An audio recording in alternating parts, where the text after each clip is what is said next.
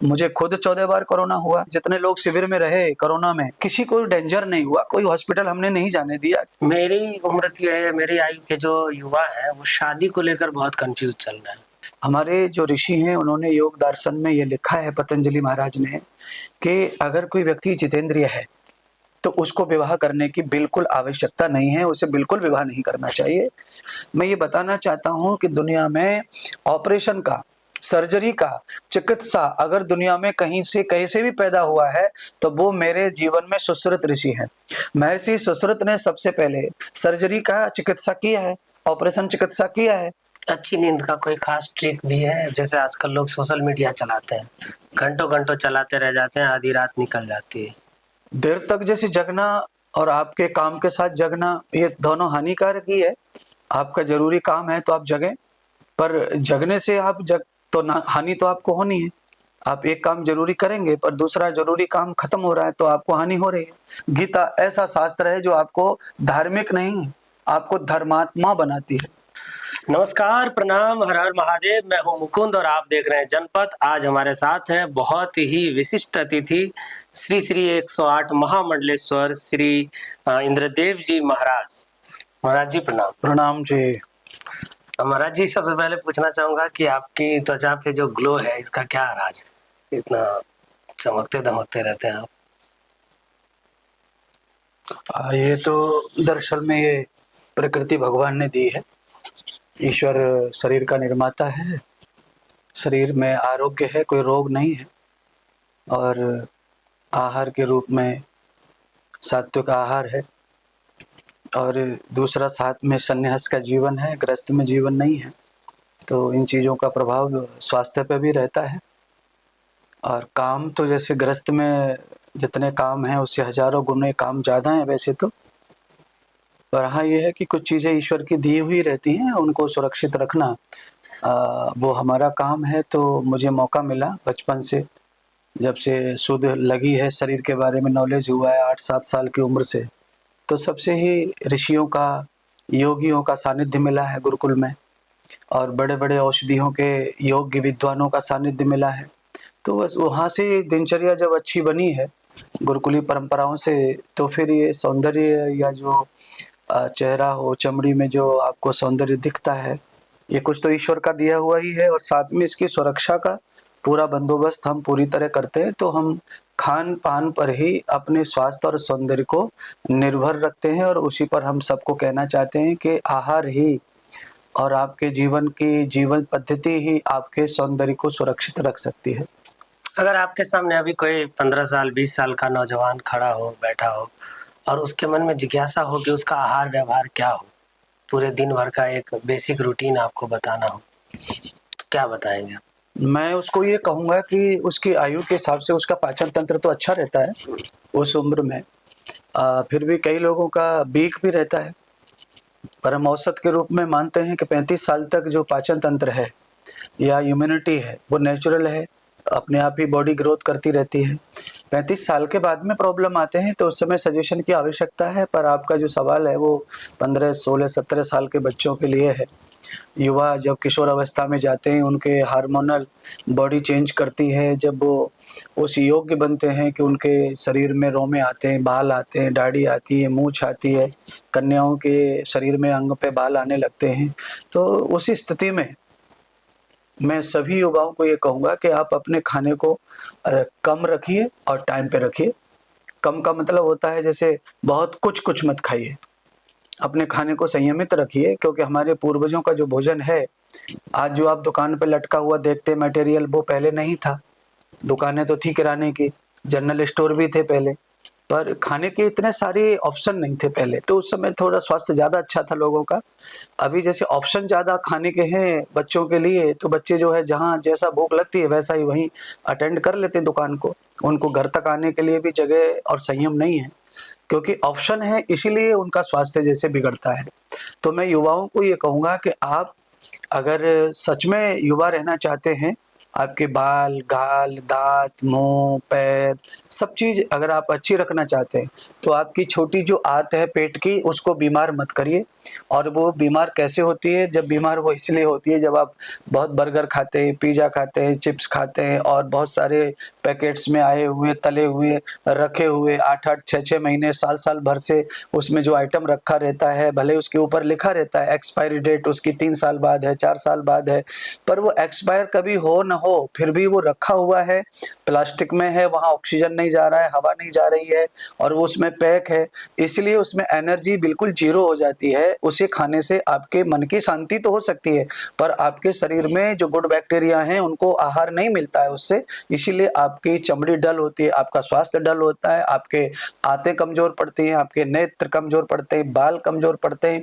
इसीलिए आपकी बड़ी आंतों में, छोटी आंतों में जो बैक्टीरिया, गुड बैक्टीरिया हैं, उनको भरपूर भोजन प्राप्त हो, ऐसा शुद्ध भोजन आपको करना चाहिए। और वो शुद्ध भोजन क्या है? तो शुद्ध भोजन में है छाछ है, दूध है, दही है, आप उसके साथ में कोई भी ड्राई फ्रूट्स हैं वो आप ले सकते हैं, आपके पास है तो, नहीं है तो अनाज हैं, जितने भी प्रकार के बीज हैं धरती पर वो सारे बीज खा सकते हैं, पेड़ों पे लटकने वाले पत्ते हैं, फूल हैं, फल हैं, ये सब मनुष्य के लिए भगवान ने बनाए। इसीलिए चाहिए 3 बार से अधिक युवाओं को भोजन नहीं करना चाहिए। नींद की भूमिका कैसे देखते हैं? नींद के बारे में मैं कहूँगा कि युवाओं को 5 घंटे नींद कंपल्सरी होनी चाहिए। जो ब्रह्मचारी है जी। और उसकी उम्र 25 से कम है, 10 से ज़्यादा है, तो उसे 5 घंटे नींद कम से कम लेनी चाहिए। और उसे 5 घंटे नींद अगर नहीं आती है, तो उसका स्वास्थ्य बिगड़ेगा और उम्र हो जाए या विवाह हो जाए तो 7 घंटे नींद आवश्यक है। गृहस्थी को लिए 7 घंटे आवश्यक है, नहीं तो वो अपनी बॉडी की एनर्जी को बरकरार नहीं रख सकता है। उसकी एनर्जी एक बार डल होती है, तो फिर वो दोबारा बनने को उसको 4 घंटे चाहिए। बॉडी साइक्लिंग करती है, शरीर में जितने भी जीवाणु, विषाणु निकलते हैं ग्रस्त में, वो सब अब दोबारा पैदा हो बॉडी में, तो उसके लिए 7 घंटे विश्राम, नींद अच्छी आवश्यक ज़रूरी है। सन्यासियों के लिए भी 5 घंटे, विद्यार्थियों के लिए भी 5 घंटे नींद अच्छी होनी ज़रूरी है। अच्छी नींद का कोई खास ट्रिक भी है? जैसे आजकल लोग सोशल मीडिया चलाते हैं, घंटों-घंटों चलाते रह जाते हैं, आधी रात निकल जाती है। देर तक जैसे जगना और आपके काम के साथ जगना, ये दोनों हानिकारक ही है। आपका ज़रूरी काम है तो आप जगें, पर जगने से आप जग तो ना, हानि तो आपको होनी है। आप एक काम ज़रूरी करेंगे पर दूसरा ज़रूरी काम खत्म हो रहा है तो आपको हानि हो रही है। तो आदमी के वर्कर का एक जीवन ऐसा होना चाहिए कि मेरा कोई काम अगर बन रहा है तो उसके साथ दूसरा बिगड़ना नहीं चाहिए, तब तो वो बुद्धिमान है और विवेकशील है। एक काम बिगड़ रहा है और एक काम बना रहा है तो उसका कोई लाभ नहीं है, क्योंकि वो जो काम बन रहा है उसका उपयोग उसके जीवन में तभी होगा जब वो स्वस्थ रहे। अगर वो स्वस्थ है नहीं तो वो दूसरी चीज़ों को खड़ा करके भी उसके जीवन में उसका कोई लाभ नहीं है। इसलिए मैं उनसे कहूँगा, सभी से, बूढ़े जवान सभी जो है जुटे हुए हैं सोशल मीडिया में, तो मैं उनसे ये कहना चाहता हूँ कि आप कैसे भी करके 8 बजे तक फ्री हो जाया करो भोजन करके, और 10 बजे तक अपने आप को जहाँ भी आपको यूज़ करना है कर लिया करो। 10 बजे से लेट और सोने की कोशिश ना करें, 10 बजे तक सोने का प्रयास करें।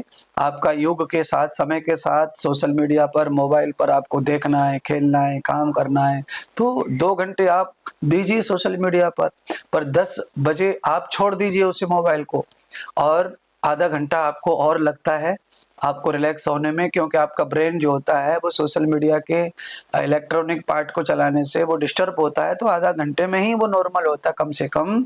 तब उसके बाद आपको नींद आती है, तब आप जाके 6 बजे सुबह उठेंगे। तो ये है मेरा आप सबके लिए संदेश कि कितना भी मोबाइल चलाना है, काम करना है, पर 10 बजे तक ही करना है, उसके बाद सो जाना ही हमारे लिए स्वास्थ्य के लिए बेटर है, और वही हमारे लिए लंबे समय तक हमें वर्कर बना के रखेगा, काम करने की शक्ति रखेगा, नींद भी समय पर पूरी होगी, सुबह समय पर उठेंगे, इसीलिए समय पर ही सो जाना चाहिए। मेरी उम्र के, मेरी आयु के जो युवा है वो शादी को लेकर बहुत कंफ्यूज चल रहे हैं। जैसे कंफ्यूज मतलब? शादी नहीं करना चाहते हैं बहुत सारे लोग, या बहुत सारे लोग निष्कर्ष पे नहीं पहुंच पा रहे हैं कि करें या ना करें, करना सही है या नहीं करना सही है। बहुत लोग तो आध्यात्मिक कारणों से कंफ्यूज हैं कि सन्यास बेहतर है या ब्रह्मचर्य बेहतर है। तो आप बतौर आध्यात्मिक गुरु क्या सुझाव देंगे युवाओं को? शादी के बारे में हमारे ऋषियों ने हमें संदेश दिया है और ऋषियों की बात को ही मैं रखूंगा क्योंकि ऋषियों का जो विश्लेषण है वो मुझसे बेटर है। उन्होंने लंबा जीवन जिया है, हमने पढ़ा है, और जीवन भी हमारा अभी अब इतना लंबा नहीं है, हजारों साल जिए नहीं हम तो उनका लंबा जीवन है, विश्लेषण भी उत्तम है उनका मनुष्य के लिए। ब्रह्मचर्य, गृहस्थ, वानप्रस्थ, संन्यास, ये 4 आश्रम हैं।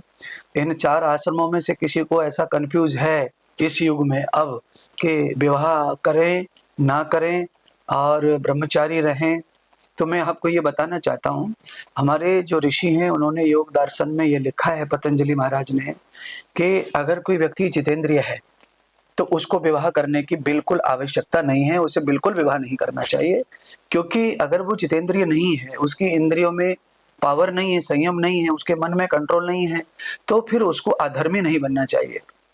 बीमार पड़ेगा, मानसिक रूप से विकार में रहेगा, तो फिर वो बीमार रहेगा, अंदर से उसका मानसिक तनाव बना रहता है।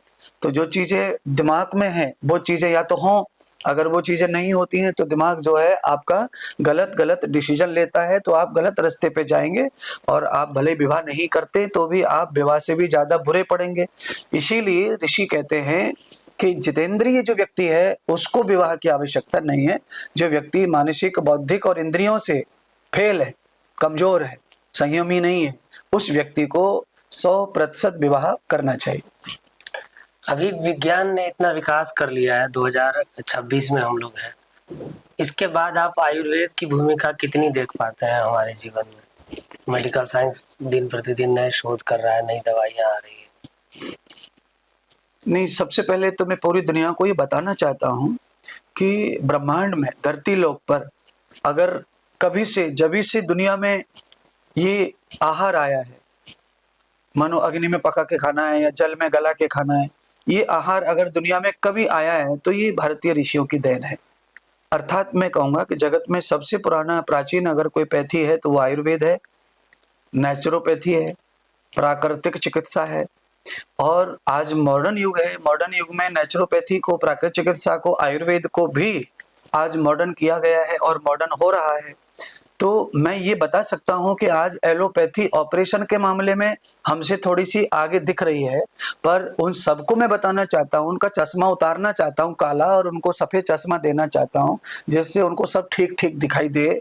मैं ये बताना चाहता हूँ कि दुनिया में ऑपरेशन का, सर्जरी का, चिकित्सा अगर दुनिया में कहीं से कैसे भी पैदा हुआ है तो वो मेरे जीवन में सुश्रुत ऋषि हैं। महर्षि सुश्रुत ने सबसे पहले सर्जरी का चिकित्सा किया है, ऑपरेशन चिकित्सा किया है। पर अब उस चिकित्सा के फॉर्मूले को कोई चुरा के ले जाए और उसे अपनी भाषा में प्रस्तुत कर दे और फिर वो उनका हक बन जाए उसके ऊपर और हमारा इतिहास खत्म कर दिया जाए, ये अलग बात है। इसलिए पूरे विश्व के लोगों को कहूंगा कि ऑपरेशन आदि जितने भी पैथियां हैं ये सब हमारे ऋषियों की हैं और ये सब आयुर्वेद से जुड़ी हुई हैं। हाँ, 5-6 हजार साल में आयुर्वेद को कम कम कम कम कम कम करते करते उसको आगे नहीं बढ़ाया गया है और उसे विधर्मियों ने, दूसरे देश के लोगों ने षड्यंत्र के तहत उसे कमजोर किया गया है, हमारे लोगों के बुद्धि में भ्रम डाला गया है, तो उसके कारण कोई चीज पीछे हो गई है। पर आज ये दुनिया, पूरा विश्व एलोपैथी से त्रसित है और आज सभी आयुर्वेद की तरफ हैं। तो आज मॉडर्न युग में भी आयुर्वेद जो होता है वो स्लो गति से आपके संपूर्ण रोग को नष्ट करने की ताकत रखता है, आपको प्राकृतिक शरीर प्रदान करता है। जो आर्टिफिशियल है एलोपैथी, वो आपको तत्काल रिजल्ट भी देती है, आपको सुख भी देती है, आराम भी देती है, उसकी भी आपको जीवन में आवश्यकता है, आप उससे भी जुड़े रहिए। पर उसके साथ ये निश्चित रखिए कि ठीक तो आप आयुर्वेद और प्रकृति से ही होते हैं। अभी कोरोना वायरस में लोगों ने वो टीका लगवाया, बहुत लोगों की मान्यता है कि इसने हमारे इम्यूनिटी सिस्टम को कमजोर कर दिया, इसके बाद बहुत सारे लोग हार्ट अटैक से मर रहे हैं। आपके शोध में या आपके जानकारी में ऐसे केस आए हैं? बहुत बहुत है, क्योंकि वैक्सीनेशन तो जैसे कोई भी हो, ये केवल ये वैक्सीनेशन में जैसे मानो प्राचीन काल में बहुत सारे वैक्सीनेशन हो चुके हैं, पोलियो को हो गया है वैक्सीनेशन, चिकन पॉक्स का हो गया है वैक्सीनेशन, पीलिया का हो गया है, टीबी का हो गया है, अब कोरोना का हुआ है, मलेरिया, टाइफाइड, इनके भी वैक्सीनेशन हो चुके हैं। तो मैं आपको खुले शब्दों में कहना चाहता हूँ, दुनिया का कोई भी टीका आपकी बॉडी में 80% अगर आपको वायरस से बचाता है तो वो आपको 80% बीमारियों में कमजोर भी करता है, आपकी इम्यूनिटी को भी घटाता है, क्योंकि कोरोना से लड़ने के लिए वैक्सीनेशन था वो। आप सभी बीमारियों से नहीं लड़ सकते अब वो टीका लेकर के, क्योंकि वो वैक्सीनेशन जब बना है तो कोरोना का बैक्टीरिया था, उस बैक्टीरिया के अंदाज से उसके विज्ञान से बनाया गया है। तो वो एक ही बैक्टीरिया को रोकने के लिए है, पर बॉडी में प्रकृति में करोड़ों बैक्टीरिया है जो आपको बीमार करते हैं, उनको वो रोकेगा नहीं। और फिर भी बैड बैक्टीरिया को मारने के लिए वो तैयार हुआ है, गुड बैक्टीरिया को बनाता है। तो आर्टिफिशियल जब बैक्टीरिया गुड भी बनता है तो उसके और भी बॉडी में बहुत सारे साइड इफेक्ट होते हैं, और जब साइड इफेक्ट होते हैं तो बॉडी में हार्ट अटैक आ सकता है, बाल झड़ सकते हैं, दांत कमजोर हो सकते हैं, आपका फेफड़ा तो कमजोर हो सकता है, हड्डियां आपकी वीक हो सकती हैं। उसके साइड इफेक्ट ये हैं, और चाहे परसेंटेज भले ही कम हो, तो जब हम उसको डाटा देखते हैं, उसका विश्लेषण पढ़ते हैं, तो उसमें दिया भी गया है कि उसके साइड इफेक्ट क्या है और उसके लाभ क्या है। जो हर दवा के पीछे साइंस के जो कंपनियां हैं वो उसके लाभ और हानि को लिखते हैं, और जब ये कंपनी दवा बेच सकती है तो बताना पड़ता है। तो वैक्सीनेशन के बारे में भी ये लिखा हुआ है कि उसके जितने लाभ हैं उतनी हानियां हैं। क्योंकि मैं धन्यवाद जरूर करूंगा सरकार का और कंपनियों का, वैज्ञानिकों का, क्योंकि उस आपत्ति काल में उन्होंने जिस तरह से लोगों को बचाने के लिए वैक्सीनेशन बनाया, अब भले ही लोग उसी से धीरे धीरे जा रहे हैं, कोई 15 साल 10 साल 8 साल में जाएगा तो अभी वो सहन हो जाएगा, पर वो एक साथ जो मौत आई थी वो सहन नहीं हो रही थी, पच नहीं रही थी। तो उस समय का टीका जो है वो एकदम हमारे लिए रामबाण बन के आया और समाज को उसने बचाया है, इसमें कोई बात नहीं है।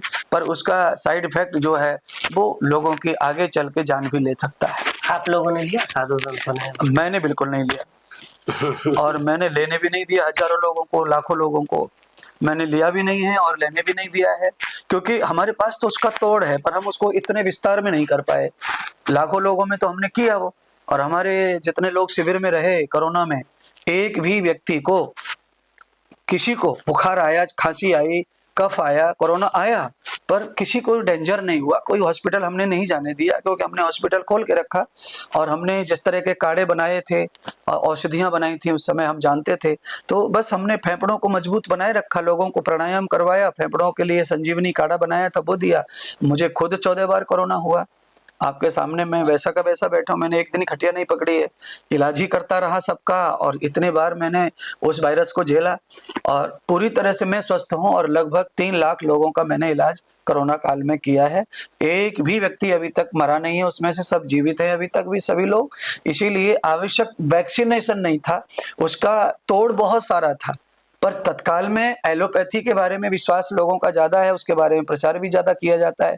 पर आयुर्वेद में भी ऐसे लक्षण हैं कि जिसको आप अभी लेते हैं तो 1.5 घंटे के बाद आपका वायरस खत्म हो सकता है। ऐसी ऐसी चीजें तो हमारी घरेलू हमारे पास मौजूद हैं। अभी आप और भी क्या क्या आयुर्वेदिक प्रोडक्ट बनाते हैं अपने यहाँ? नहीं, हम प्रोडक्ट जैसे बहुत ज्यादा नहीं बनाते हैं, क्योंकि ज्यादा प्रोडक्ट बनाने के पीछे रीज होता है कि व्यापार करना है, कमाई करना है, बिजनेस बढ़ाना है। तो ये मेरी थ्योरी नहीं है, मेरी थ्योरी है सेवा करना। मैं पैसे के लिए औषधियां न बनाता हूँ न किसी को देता हूँ।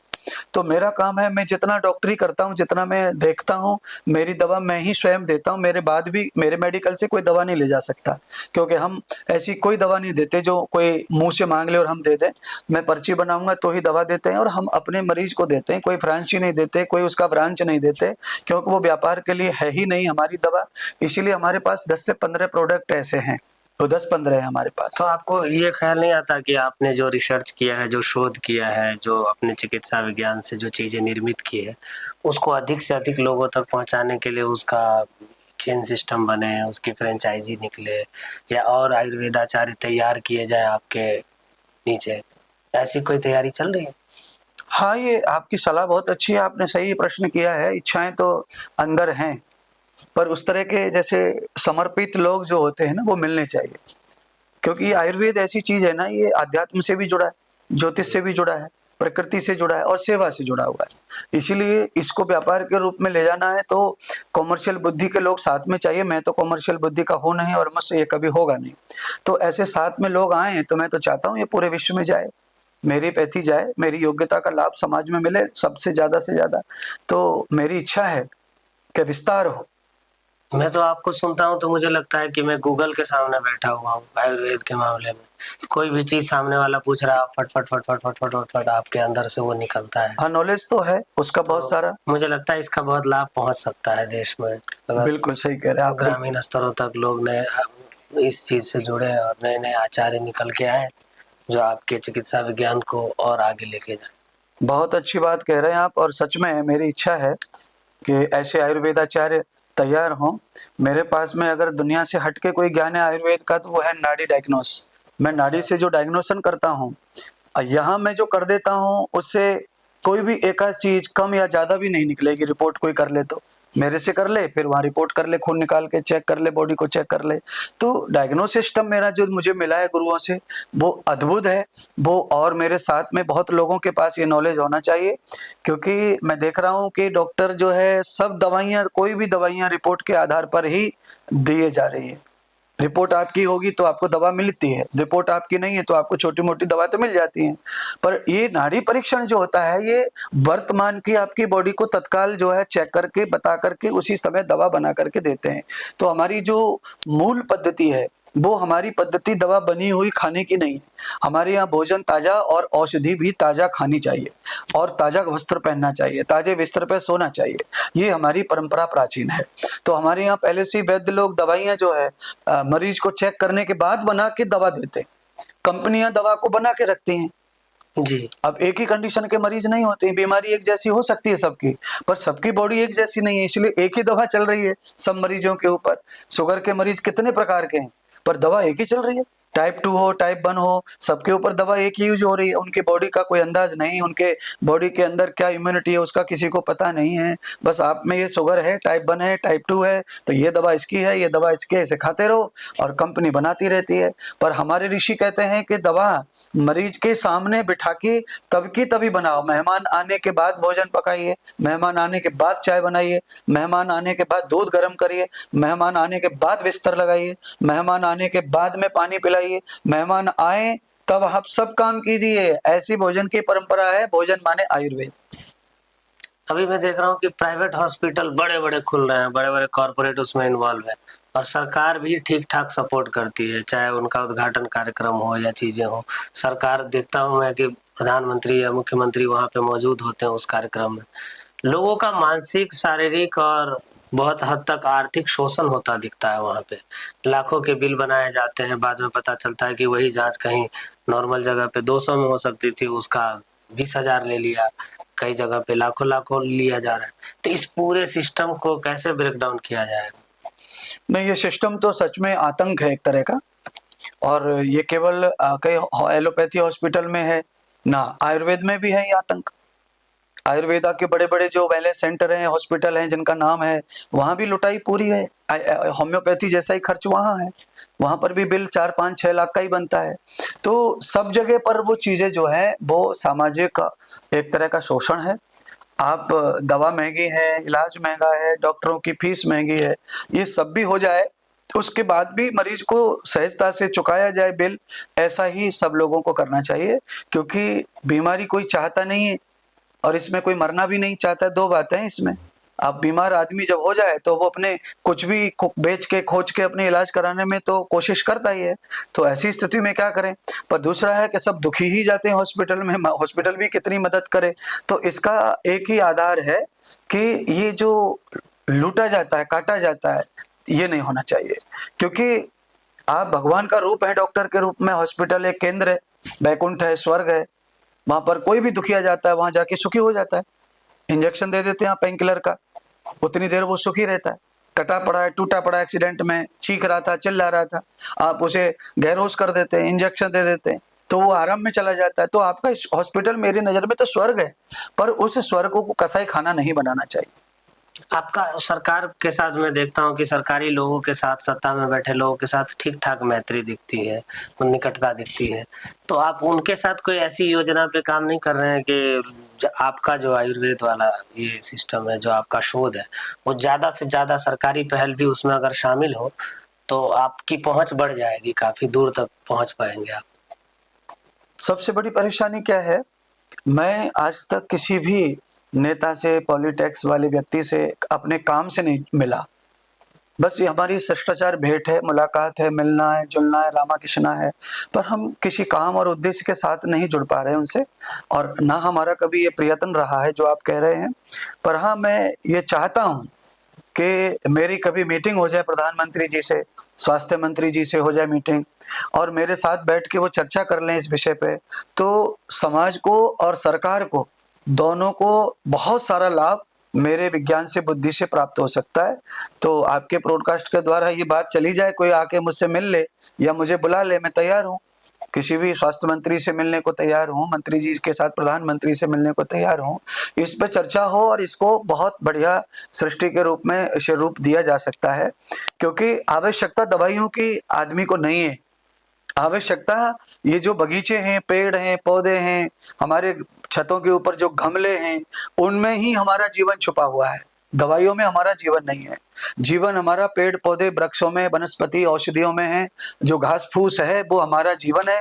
उस जीवन को हम कैसे जी सकते हैं और रियल कैसे कर सकते हैं, तो बस मैं उनको ये सबको कहना चाहता हूँ कि एक बार सरकार मुझे मौका देवे तो मैं दिखाऊं कि हम कैसे बिना दवा के स्वस्थ रख सकते हैं और किसी भी बीमारी को कैसे ठीक किया जा सकता है। उसके लिए क्या क्या पद्धतियां हैं, क्या क्या उपयोग हैं जो किए जा सकते हैं। सरकार ने आयुष मंत्रालय खोला है, उसमें कोई विस्तार नहीं है। सरकार ने आयुष मंत्रालय खोल तो दिया, पर उसमें विस्तार कुछ नहीं है, उसमें कोई बहुत प्रयोग नहीं है। वही दवा फिक्स बना के रख दी है, वही दवा बढ़ती रहती है। अरे भाई, आयुष मंत्रालय का मतलब होता है कि आपका रिसर्च सेंटर होना चाहिए, आपके पास में पंचकर्मा की विधि मॉडर्न होनी चाहिए, आप कैसी बस्ती, धोती, न्योती, ये सब क्रियाएं आपकी दिव्य होनी चाहिए, और सरकार की तरफ से ये सारे हॉस्पिटलों में होना चाहिए, चाहे एलोपैथी हो, चाहे आयुर्वेदिक हो, चाहे होम्योपैथी हो, सारे को ट्रेनिंग ये मिलनी चाहिए। और कैसे सब्जियों से, कैसे अन्न से, पत्तियों से, फूल से, फल से हमारा स्वास्थ्य अच्छा हो सकता है, वो योजना सरकार को बनानी चाहिए। अभी पिछले दिनों आपके अवतरण दिवस पर मनोज तिवारी जी आए थे, वो भी सांसद हैं, सरकार में ही है, उनके ही दल का सरकार है। मुझे लगता है कि और भी अनेकों विधायक सांसद होंगे जो आपके शिष्य होंगे, अनुयायी होंगे। तो उनके माध्यम से आपने सरकार तक अपना संदेश या अपना ऐसा कुछ प्रस्ताव भेजने की कोशिश नहीं की?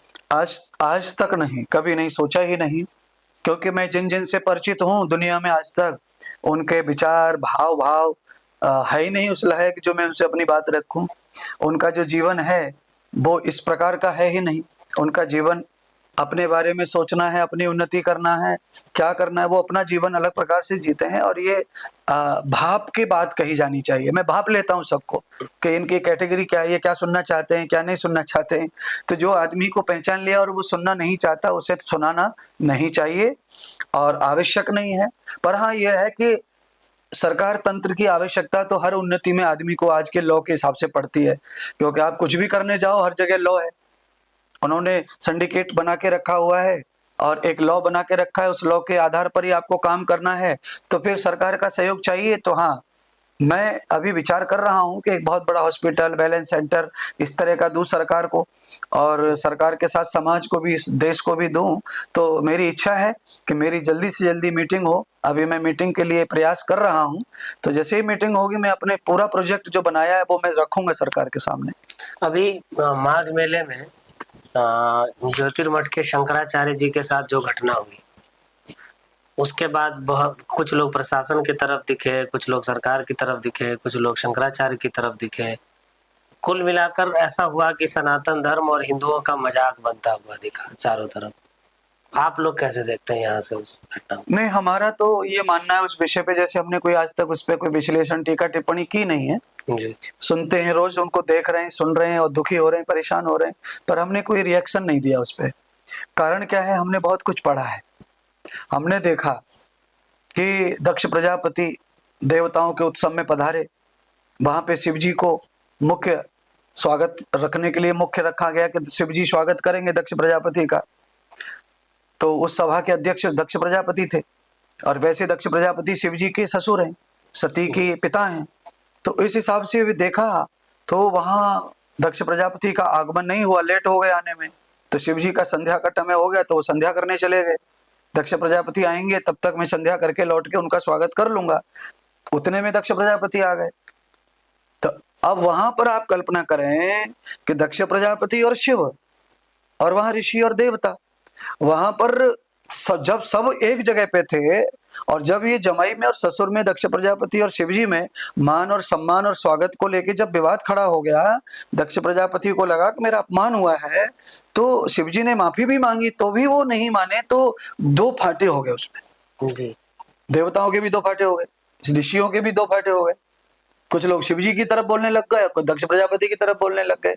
दक्ष प्रजापति की तरफ जो लोग बोल रहे थे उनका कहना था कि भगवान शिव चाहे भगवान ही है, पर लौकिक परंपरा में वो उनके जमाई हैं तो बेटे के समान है, उन्होंने बेटी कन्यादान किया है तो वो पिता के समान है। तो शिवजी को चाहिए था कि उनका स्वागत सच में करना चाहिए था, नहीं जाना चाहिए था संध्या करने। तो आधे लोग शिवजी की तरफ थे। शिवजी की तरफ जो लोग थे तो उन्होंने कहा कि जो टाइम दक्ष प्रजापति ने दिया आने का, वो टाइम 4 प्रहर तक लेट कर दिया, ये दक्ष प्रजापति का प्रॉब्लम है, इसलिए शिवजी का इसमें कोई दोष नहीं है। इसलिए शिवजी जमाई है तो क्या हुआ, जमाई मान होता है, कन्यादान अपन करते हैं बेटी का तो जवाई के पैर छूते, तो ऐसी परंपरा है। तो शंकराचार्य जी के और माघ मेले में जो हुआ सरकार को लेके या शासन को लेके, उसमें एक ही बीजेपी जो है वो दो भागों में बटी हुई है। तो आधे इधर बोल रहे हैं, आधे उधर बोल रहे हैं, हिंदू भी आधे उधर बोल रहे हैं, आधे इधर बोल रहे हैं। तो दरअसल में क्या है, किसी के निजी जीवन में झांक करके हमें देखना नहीं है और ना हमें बोलना है। पर हाँ, मैं इतना कहूंगा कि जो कुछ ब्राह्मणों की चोटी चाटी का जो हुआ है वो बहुत ही सनातन या हिंदू धर्म के लिए अच्छा नहीं था, वो नहीं होना चाहिए था। और दूसरा मैं ये कहूंगा कि आज भी जो चल रहा है खींचातानी, रोना धोना, पकड़ा झगड़ा, ये भी अच्छा नहीं है। इससे सनातन को लाभ बिल्कुल भी नहीं है, सनातन को इससे हानि है, हिंदुत्व को इससे हानि है और विधर्मियों को इससे मौका मिलता है। जी। एक महाराज जी हैं, अभी उन्होंने यौन शोषण का आरोप लगा दिया है 2 बच्चों को सामने ला के। चीजें ड्रामा और बढ़ता जा रहा है, मीडिया का इंटरेस्ट बढ़ता जा रहा है। तो इन चीजों को रोकने के लिए क्या संतों की तरफ से कोई पहल होगी, कोई मध्यस्थता होगी कि एक तरफ योगी जी को लाया जाए, शंकराचार्य जी को लाया जाए और इनको बिठा के सामने से चीजें स्पष्ट कराई जाए? नहीं, ये बहुत अच्छा है आपका प्रश्न और ये पहल होनी चाहिए। ये ऐसा अगर विवाद है तो जैसे मानो लड़ाइयां तो होती हैं, अभी पाकिस्तान से लड़ाई हो चुकी है हमारी, चीन से बार बार होती है और समझौते भी होते हैं। तो ये ऐसे दुश्मन थोड़ी आपस में योगी और ये अभिमुक्तेश्वर शंकराचार्य जी, तो ये तो बेचारे कोई प्रॉब्लम है तो उसमें बहुत ज्यादा राजनीति आ गई है। इसलिए मैं चाहूंगा कि अगर ये विवाद योगी जी और मुक्तेश्वरानंद जी का है तो दोनों को बैठना ही चाहिए और जितने भी जो मजा लूट रहे हैं उनको चुप रहना चाहिए। मीडिया भी अपनी टीआरपी के लिए ये कार्यक्रम कर रहा है, उनको भी शांत होना चाहिए, क्योंकि ये थोड़े दिन का जो आपका फायदा टीआरपी का, ये देश को, समाज को, हिंदुत्व को लेकर डूब रहा है। तो ना, ये बहुत ज्यादा नहीं फैलाने की जरूरत है इसको, क्योंकि ऐसे कोई भी हो उनको ज्यादा फैलाने की जरूरत नहीं है। अगर कोई अपराधी है तो उसे अपराध का दंड देकर फिर ही करो, इसको चलाते चलाते चलाते चलाते चलाते चलाते नहीं है ना। अगर आप उसको दंड देते हैं, कोई अपराधी है, कुछ हुआ है, तो आप उसको निष्कर्ष तक जाइए, लाइए और जब क्लियर हो जाए तब मीडिया पे बताइए। जब कुछ है ही नहीं, आधा अधूरा है, तो आप उसे चला चला करके अपनी टीआरपी तो बढ़ा ले लेंगे, पर उससे सामाजिक हानि जो व्यक्ति की होगी बाद में। मान लीजिए ये अभी जो चला रहे हैं, बता रहे हैं, अगर ये नहीं निकला, जी जी, मान लो अभी शंकराचार्य जी निर्दोष निकले इसमें, तो जो छवि बिगड़ी है उस छवि को कौन वापस करने जा रहा है? उनको, उनका जो थूथू हो रहा है कौन वापस करने जा रहा है? शंकराचार्य जी को लोग गाली देके चुप घर में बैठ गए बोल करके, उन्हें कौन वापस करने जा रहा है? योगी जी को किसी ने उल्टा सीधा बोल दिया, उन्हें कौन वापस करने जाएगा? कहाँ कहाँ पकड़ते घूमेंगे लोगों को? तो ये जो कमेंट्स हैं ये बढ़ते जा रहे हैं ना सोशल मीडिया की वजह से। इसीलिए जितना हो सके जल्दी से जल्दी ये मसला खत्म होना चाहिए और समझौता ही धर्म की नीति है। उस नीति को अपनाकर, संत को सरल स्वभाव माना गया है, निर्मल माना गया है, तो दोनों पक्ष जो भी हैं, इसमें अभी क्लियर भी नहीं है कि अभी मुक्तेश्वरानंद का दुश्मन कौन है, ये क्लियर नहीं है। बस वो चल रहा है, ये मीडिया ही बता रही है सब बातों को, हमने तो कभी कुछ को देखा नहीं है। कुछ कहते सुनते, गाली गलौज करते, लड़ते भिड़ते, और ना हमने देखा है कि उनका कोई मठ बट रहा है, कि खेती बट रही है, कि कोई उनका संपत्ति बट रही है, ये भी नहीं देखा। उनके संप्रदाय भी अलग है, सारा सिस्टम अलग है, पर बस यही है कि एक पार्टी बस इस तरह का विवाद ये फैलाया जा रहा है और इसमें बीच के बिचौलिया ज्यादा इसको बढ़ा रहे हैं और आग में घी डालने का काम कर रहे हैं। तो सनातन और हिंदू धर्म की रक्षा के लिए इन चीजों को शांत जितना जल्दी किया जा सके उतना ही अच्छा है। तो आपको लगता है ऐसे सक्षम लोग हैं अभी देश में जो इन दोनों ने जो अपने अपने पर्सनल ईगो पे चीजों को लिया हुआ है, उस बीच में मध्यस्थता करने के लिए भी उतना ही पावरफुल आदमी चाहिए? बिल्कुल, तो ऐसे सक्षम लोग हैं अभी देश में कि इन दोनों के पर्सनल ईगो को किनारे रख? बहुत सक्षम है, सक्षम बहुत है। मुख्यमंत्री हो जाने से कोई बहुत बड़ा आदमी नहीं हो जाता, उससे बहुत बड़े बड़े संत पड़े हैं। कोई शंकराचार्य के पद पे चले गए, भाग्य से उनको मिला है, तो ऐसा नहीं है कि वो बहुत महान है कि कुछ है। अपनी जगह गद्दी महान है। जी। उस व्यक्ति को कैसे अपन स्वीकार करें, उनका आचरण, और वही देख के महानता समझ में आती है। पर उन महानताओं से भी और बड़ी बड़ी महान मूर्तियां पड़ी जिनको शंकराचार्य बनना ही नहीं है, और वो बहुत शंकराचार्य, हजार शंकराचार्यों से भी बड़े शंकराचार्य हैं। तो ऐसी तपस्वी भूमि बहुत है हमारी देश की, और तपस्वी साधु संत इनको भी छोड़ दो तो ऐसे सामाजिक लोग भी बहुत हैं जो इस हद तक सम्मेलन करा सकते हैं, मिलन करा सकते हैं, बैठ के एकाग्रता करवा सकते हैं, प्रेम करा सकते हैं। तो ये सब संभव है, क्योंकि दुनिया में कभी कभी दो लड़ाई वालों को एक करने के लिए एक छोटा सा आदमी भी काम कर जाता है। जरूरी नहीं है कि और कोई बड़ी शक्ति ही मिलवा सकती है, छोटे छोटे लोग भी समझौता करवा सकते हैं। तो प्रयाग में मैं पुरी के शंकराचार्य जी को सुन रहा था, तो वो बहुत क्रोधित थे वर्तमान सरकारी व्यवस्था से, वर्तमान सरकार के निर्णयों से, यूजीसी को लेकर भी बहुत क्रोधित थे वो, और कह रहे थे कि इनको अभी मुक्तेश्वरानंद जी के शंकराचार्य होने को पर संदेह करना युद्ध को चुनौती देने के समान है। तो उनकी बातों को थोड़ा ज्यादा गंभीरता से लिया जाता है, जितना मैंने देखा है संत समाज में। आपको क्या लगता है कि सच में सरकार हिंदुओं के या बाकी चीजों के हितों की रक्षा उस तरह से नहीं कर पा रही है जिस तरह से वोट लिया है? मुझे ये तो लगता है कि जो वायदे करके या जो हिंदुओं ने भाव रखे, विश्वास करके जो वोट दिया है, उस हिसाब से उनकी कंडीशन ठीक नहीं है, उस हिसाब से रक्षा नहीं हो पाई है। पर दूसरा यह है कि देश बहुत बड़ा है, और एक तो राष्ट्र का कानून होता है और एक अंतर्राष्ट्रीय कानून होता है। तो अंतर्राष्ट्रीय कानून के लॉ के कारण भी सरकार अपने हाथ बंधे बांधती है और किसी भी सिस्टम को धीरे धीरे चलाती है, लाइन अप करती है, और एक साथ आज ही घोषणा करके नहीं कर सकती है कई चीजों को, तो उसमें थोड़ी बहुत देर भी लगती है। तो हमें लगता है थोड़ा हमें संतोष और धैर्य भी रखना चाहिए। 10 साल बहुत ज्यादा नहीं है सिस्टम को बदलने के लिए, क्योंकि सिस्टम जब बदलता है तो उसके लिए लेने के देने सामाजिक पड़ते हैं, और अगर हम आज के आज कोई निर्णय लेते हैं, सिस्टम बदलते हैं, तो वो सिस्टम को बदलने में अगले 4 साल में देर नहीं लगेगी। तो जैसे हजारों कानून हमने बदले जरूरत के हिसाब से, वैसे दूसरी सरकार आएंगी, दूसरे नेता आएंगे, पार्टियां बदलेंगी, वो सबको हटा उठू के फिर वैसा ही कर देंगे। इसीलिए कोई सरकार आए कोई जाए, कोई भी पार्टी का शासन हो, पर कानून जो बन जाए वो हटे ना। वो कानून बनाने में सरकार को भी पसीना निकलता है, और हम लोग तो दूर से देखते हैं, पर अंतर्राष्ट्रीय जो लॉ है उसके आधार पर संसद चलती है और सभी के हाथ बंधे हैं। इसीलिए सरकार जो है सक्षम होके भी सक्षमता को इस तरह नहीं दिखा पा रही है, तो इसका मतलब ये भी नहीं है कि वो हिंदू धर्म के लिए काम नहीं कर रही है या राष्ट्र हित में काम नहीं कर रही है। राष्ट्र हित में भी काम हो रहे हैं, हिंदू धर्म के लिए भी काम हो रहे हैं, और साथ में मुझे लगता है कि सबको खड़ा किया जा रहा है, पूरे देश को, हर संप्रदाय को, हर समाज को खड़ा किया जा रहा है। अभी आप मान लीजिए राशन बंटता है, राशन लेने वाले कौन से समाज के लोग ज्यादा हैं, गणित लगाएंगे तो आपको पता चल जाएगा कि राशन लेने वाले कौन है। अच्छा, मकान सरकार दे रही है तो मकान का हिस्सेदारी किसको ज्यादा हो रही है? जिनकी कंडीशन उस लॉ में बैठती है उनकी हिस्सेदारी है, और वो हिस्सेदारी उन्हीं को ज्यादा होगी जिनके लॉ बैठ रहे हैं। और लॉ किसका बैठ रहा है वो आप जानते ही होंगे, लॉ किसका बैठ रहा है। तो इसीलिए हिंदुओं को चाहकर भी लाभ नहीं हो पा रहा है।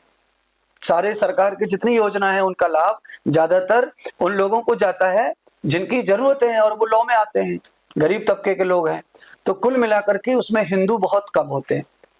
सीधा सीधा मैं ये कहना चाहता हूं कि अगर 25 करोड़ इस्लाम है भारत में, तो उसमें से 18 करोड़ लाभ इस्लाम ले रहा है सरकारी योजनाओं का, क्योंकि उनके यहाँ पर ऐसा है कि 3 से 4 करोड़ ही लोग ऐसे हैं जो उस लाभ से वंचित हैं, जिनके पास सब है, पर बाकी सबके पास में उनका लो उनको कार्ड बना के दे रहा है, उनका कमाई का बता रहे हैं, तो उस हिसाब से जो है लाभ उन्हीं को मिलता है। दूसरे लोग हैं जो आए हुए हैं, बसे हैं, उनको लाभ मिल रहा है उनका। कुछ हिंदुओं में भी ऐसे लोग हैं जिनको लाभ मिल रहा है। तो सरकार अपने स्तर पर सरकार जो है प्रयास काम कर रही है, और उपेक्षाएं जो थी उस पर सरकार खरी नहीं है अभी। एक आचार्य है निग्रहाचार्य, उनका कहना है कि संत जो होते हैं, साधु संत, वो पूजा का लोटा होता है, और राजनेता जो होता है वो शौच का लोटा होता है। तो दोनों को आसपास नहीं होना चाहिए, क्योंकि अंत में दूषित तो पूजा का लोटा ही होगा। आप कैसे देखते हैं इस स्टेटमेंट? नहीं, जैसे उनका जो वो दृष्टांत होता है, निग्रहाचार्य का जो कहना है दृष्टांत है, वो कटु शब्दों में है। जी। हाँ, कटु शब्दों में है। जैसे सत्य तो वो कहते हैं, पर सत्य को जैसे मधुर नहीं बनाते हैं, और वो उनकी नज़र में वो ऐसा है कि अगर उसको मधुर बनाएँगे तो दवा की क्वालिटी खराब हो जाएगी। ऐसा है, वो ऐसा मानते हैं कि जो बात मैं कह रहा हूँ उसकी क्वालिटी डिम होगी, डल पड़ेगी, कमज़ोर होगी, इसलिए वो अपनी भाषा में, अपनी बुद्धि से, अपनी तरीके से कहते हैं। किताबों का ज्ञान तो उनको है, उस तरह का वो बात तो कहते रहते हैं सबको, और जैसे किसी को भी नहीं छोड़ते हैं वो कहने में, जी, और जी। कोई उनका बहुत विरोध भी नहीं करता है, क्योंकि वो कोई बात कहते हैं तो शास्त्रीय है तो उस हिसाब से लोग सुन लेते हैं और जान लेते हैं। तो लोटा तो जैसे साधु को कह रहे हैं, नेता को वो शौच का लोटा कह रहे हैं, तो बहुत बहुत लोगों ने कहा, जैसे पुरी के शंकराचार्य जी महाराज हैं, उन्होंने निगराचार्य से भी कई ऊपर कह दिया था, बहुत बड़ा उन्होंने शब्द कहा। तो उन्होंने तो ये कहा था कि करोड़ों पूतनाएं जब मरेंगी तब एक नेता पैदा होता है, तो ऐसा शब्द उन्होंने भी कहा। तो इसमें बात कैसी है कि ये पॉलिटिक्स जो होती है वो आदमी को पवित्र नहीं रहने देती है, उसे वो शुद्ध नहीं रहने देती है, उसकी पवित्रता को किसी भी स्थिति में बचने नहीं देती है, क्योंकि उसको अपनी गद्दी, अपना चुनाव, अपना जीवन बचाते बचाते इतनी सारी चीजों से गुजरना पड़ता है कि वो चाह कर भी पवित्र रहना उसके लिए मुश्किल हो जाता है। ऐसे आधार को लेकर के ये सब बातें वो कह रहे हैं। तो मैं तो ये चाहता हूं कि राजनीति और धर्म नीति ये दोनों ऊपर नीचे तो है, पर दोनों साथी हैं। जैसे टीचर है, टीचर के साथ स्टूडेंट है। अब स्टूडेंट और टीचर में अपन शौच का लोटा और पैदा लोटा, लुढ़कना लोटा, ऐसा अगर संवाद करें तो ये दोनों कभी नहीं मिलने चाहिए। फिर नहीं मिलने चाहिए तो कैसे पढ़ाई होगी, कैसे कोई सीखेगा। तो जो धर्म गुरु है, जो साधु है, वो टीचर है, राजनीति जो है वो इसका स्टूडेंट है।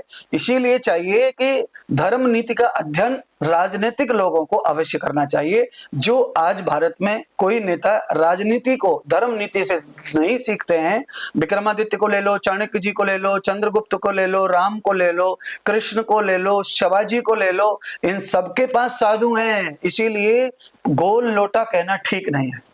मैं देख रहा हूँ कि वर्तमान में ठीक उल्टी धारा बह रही, साधुओं में एक होड़ मची हुई है, खुद को सरकार का मित्र बताना या सरकार के करीबी बताने की होड़ मची हुई है कि मैं सरकार के इतने निकट हूँ, या फला मुख्यमंत्री मेरा दोस्त है या मेरा भाई है, ये बताने की होड़ संतों में ज्यादा देखने को मिल रही है वर्तमान में।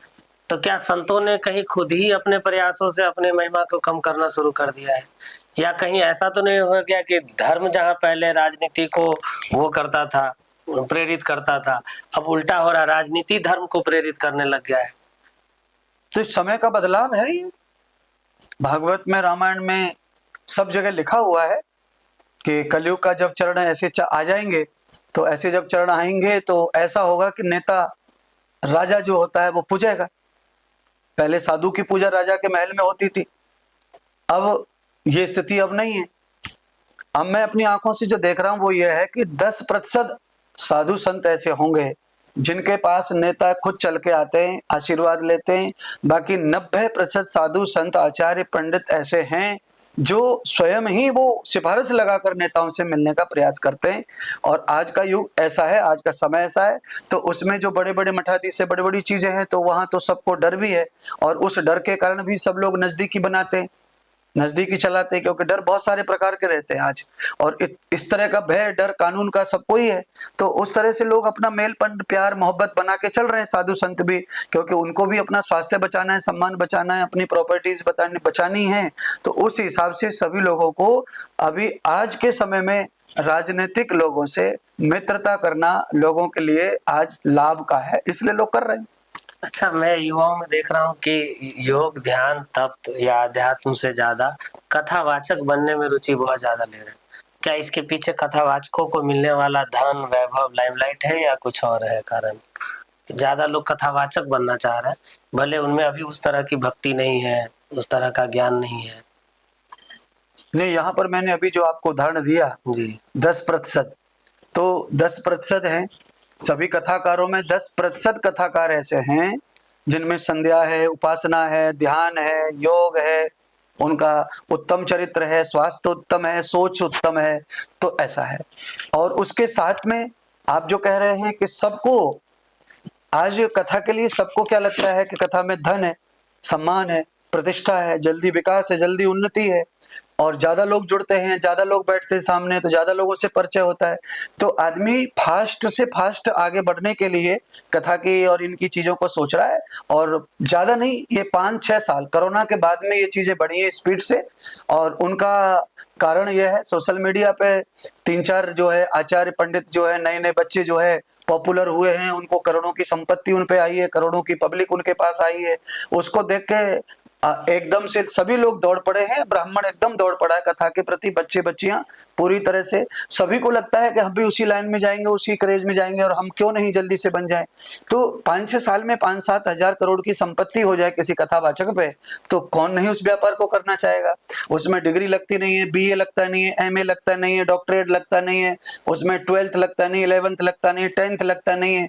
आपको खाली कथा सीखनी है, पढ़नी है 6 महीने 7 महीने, और आपको प्रस्तुत करना है, क्योंकि धर्म के लिए कोई डिग्री की जरूरत नहीं है प्रचार करने की। नहीं देना, कोई इंटरव्यू नहीं देना, कुछ है ही नहीं, कोई इंटरव्यू है नहीं, किसी पैरामीटर से आपको गुजरना ही नहीं है। सीधी बात यह है। अच्छा। आपको कितना आता है, आप क्या कहते हैं, आप पब्लिक में कहिए, पब्लिक सुन रही है, आप कह रहे हैं और आपको सुनने वाले हैं, तो आपका चलता ही रहेगा। शायरी और चुटकुले भी खूब सुनाए जा रहे हैं व्यासपीठ पे। हाँ, वो बस वही बचा है, उसमें बचा ही वही है, क्योंकि अध्ययन नहीं है तो 3 घंटे के लिए मटेरियल तो कुछ न कुछ हो ना। तो शायरी, चटकोले, गीत, भजन, यही जो है उसको आगे बढ़ाता है, 3-4 घंटे पूरे करता है ना। क्योंकि 4 घंटे व्याख्यान करना है तो उतना पुस्तकों का अध्ययन करना है, आपको वेद प्रमाण देना है, दर्शन का प्रमाण देना है, गीता का प्रमाण देना है, रामायण भागवत के प्रमाण देना है, उसके साथ उपनिषदों के प्रमाण देने हैं। तो फिर ये चटकोले बटकोलों की ज्यादा जरूरत नहीं पड़ेगी। पर अब वो चीज है नहीं ना ये बच्चों में। वृंदावन में इतनी पाठशालाएं हैं, 6-6 महीने में सब सिखा रहे हैं, संगीत में भागवत, संगीत में रामायण, पोस्टर प्रचार लगे सबके। तो अब सबकी रोजी रोटी जुड़ी है इस सिस्टम से, तो वो जुड़े, सब लोग कथा करें, सब लोग कथा सिखाएं। पर प्रार्थना है कि केवल ये आर्थिक व्यवस्था के लिए नहीं है, ये स्वयं के कल्याण के लिए भी है। इसलिए जो भी उपदेश हम दूसरों को करते हैं उसका बहुत सारा अंश अपने जीवन पर उसका उपयोग जरूर करना चाहिए। अभी आपके सामने बिल्कुल एक नव अंकुरित युवा खड़ा है जिसकी अभी अभी आध्यात्मिक रुझान पैदा होना शुरू हुआ है।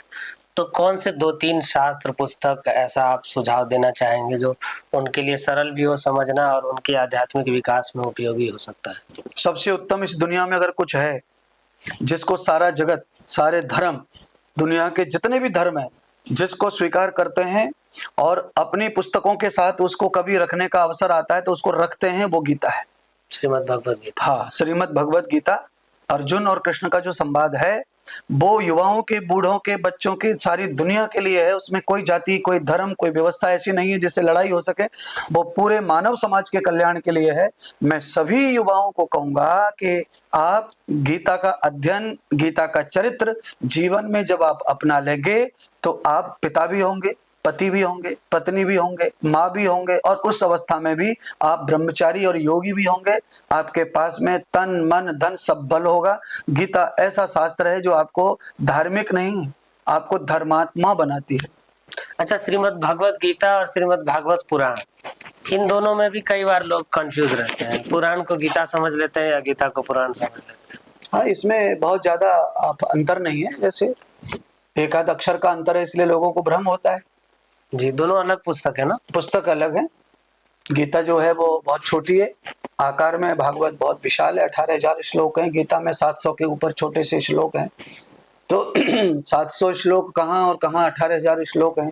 पर हाँ, गीता का जो विश्लेषण है, गीता का जो अध्याय है वो भागवत में भी आता है। अच्छा। हाँ, महाभारत की कथा भागवत में आती है, तो गीता जो है वो महाभारत का ही अंश है, अंग है। तो भागवत में भी गीता का अंश आता है। इसलिए इसके भी अनेक मैंने देखे हैं, वो टीकाएं मिलती है। तो इसमें किस पे बिलीव करें? कौन सी टीका जो सहज हो, जिसमें ज्यादा बनावटीपना ना हो? नहीं, वो उस तरह का मैं कहूंगा सबको तो वो ठीक नहीं रहेगा, क्योंकि कौन से विद्वान का टीका पढ़ना चाहिए गीता में। तो मैं सबको बताना चाहता हूँ कि टीका के जो अर्थ और विश्लेषण होते हैं उनमें किंचित मात्र ही फर्क कोई कर सकता है, और दुनिया में कोई श्लोक नहीं बदल सकता। टीकाकार जो होते हैं उनको टीकाकार उनको कहते हैं जो भाष्य करते हैं, उसका अर्थ करते हैं, जो उनका व्याकरण करके नीचे अर्थ देते हैं, उनकी उदाहरण देते हैं या परिभाषा करते हैं, उनको टीकाकार कहते हैं। तो श्लोक कोई नहीं बदल सकता है। तो भी मैं ये कहूंगा कि जितने भी वैदिक कल्चर से जुड़े हुए जो टीकाकार हैं, उनके ही टीका को पढ़ने से आदमी को सही नॉलेज गीता का मिलता है। गीत अभी वर्तमान में आपकी संस्था के द्वारा गीता के प्रसार के लिए कुछ किया जा रहा है क्या? नहीं, मेरे कोई किताब बांटता नहीं हूँ किसी भी प्रकार का। जी। हाँ, मैं अभी इस समय किताब लिख रहा हूँ। हाँ, मेरी अभी 10 किताबें 1 साल के अंदर आ जाएंगी और मैंने ये निर्णय पहले से ही किया हुआ था कि मेरी आयु 51 वर्ष की हो जाएगी। तो 50 वर्ष के बाद 51 में हमारे यहाँ लिखा है वानप्रस्थ लेना है, पर मेरा सौभाग्य है कि मुझे वानप्रस्थ में ग्रस्त जाना नहीं पड़ा है, क्योंकि मैंने संन्यास लिया हुआ है, तो वानप्रस्थ की कोई जगह नहीं रह जाती फिर उसके लिए। तो इसीलिए फिर मैंने निश्चय पहले से किया था, घोषणा कर रखी थी कि मैं 51 वर्ष जब पूरा करूंगा तो फिर मैं पुस्तक लिखूंगा, उसके लिए हिमालय जाऊंगा। पर लाखों भक्तों ने मुझे जाने तो दिया नहीं, तो फिर मैंने यही वो कार्य शुरू किया है। तो इस समय लगभग मेरी 10 पुस्तकें आ रही हैं, जिनको अलग अलग व्याख्यान गीता का उसमें सम्मिश्रण होगा, संकलन होगा, रामायण का भी होगा सरलता के लिए, वेद, दर्शन, उपनिषद, इन सबका मैंने समावेश किया है और सबको समतुल्य लेकर के मैंने कोई बात कही है समाज को, तो प्रमाण के साथ जो बातें हैं वो अब आ रही हैं। भजन की पुस्तक तो लॉन्च हो चुकी है, समाज में आ चुकी है मेरे जन्मदिन में। अब एक बहुत सुंदर पुस्तक आ रही है, घर का वैद्य, जो कि प्राकृतिक चिकित्सा पे वो काम करेगी, सबको घर घर में वो पुस्तक पहुंचाना चाहूंगा सबको लिए। तो अभी वो पुस्तक आ गई है और अभी एक भक्ति माला आ गई, एक वैदिक वेदांत का व्याख्यान है, उसमें है 200 पृष्ठ की बड़ी पुस्तक है, वो भी आ गई है। अब बस लॉन्च हो जाएंगी एक उत्सव में, उसके बाद में सभी समाज को वो प्राप्त होंगी। अभी मैं किताबों पे काम कर रहा हूँ। आज के लिए इतना ही। महाराज जी बहुत बहुत धन्यवाद इस संवाद के लिए।